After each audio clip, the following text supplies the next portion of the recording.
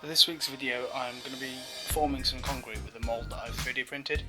This mould here was downloaded from Thingiverse, and I'll have a link for this in the description. But this took about 4 hours to print, and 3D printing probably isn't the best for concrete moulding, but I'll explain that as I go on a little bit.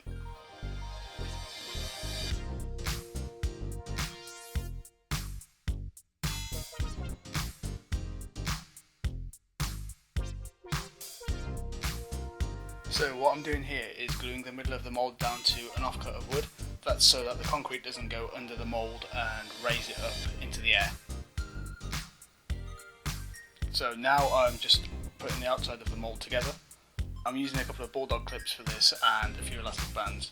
The cat's just popped in to check on progress as she does, and she's off. Keep an eye on the bottom one of the clips here, it goes for a little bit of a wonder in a moment.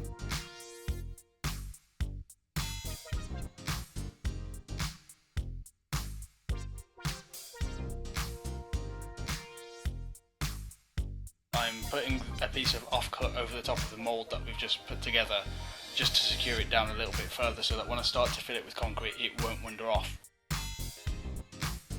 So what I'm doing now is I'm just sieving the concrete mix that I brought, because I brought a pre-mix which already contained gravel, which was no good for the moulding project. All that I needed was the powder that's in the ice cream tub.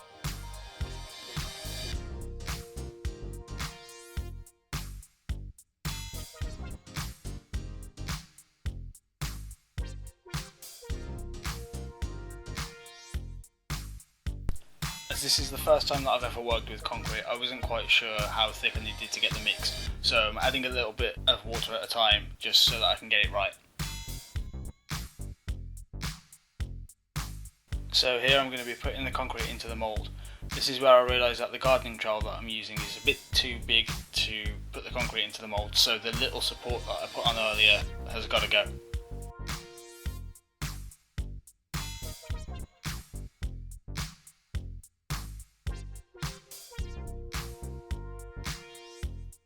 Once the mould was full, I put the support back on just to hold it down while the concrete cured.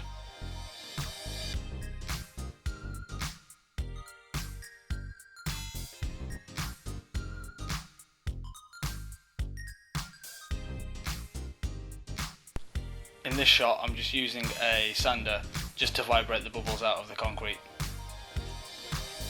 And now for the demoulding process. So this is where it kind of went wrong for me. So the first part comes off perfect, it's fine. As you can see, as I said earlier, 3D printing isn't the best for concrete because it sometimes doesn't release, as you can see here, where it cracks.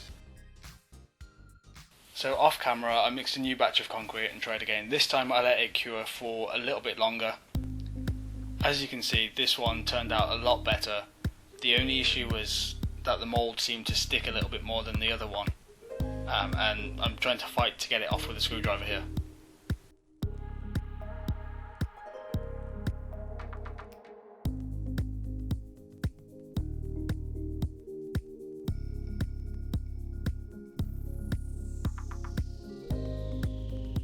As you can see with the finished part, I didn't put enough concrete into the mould.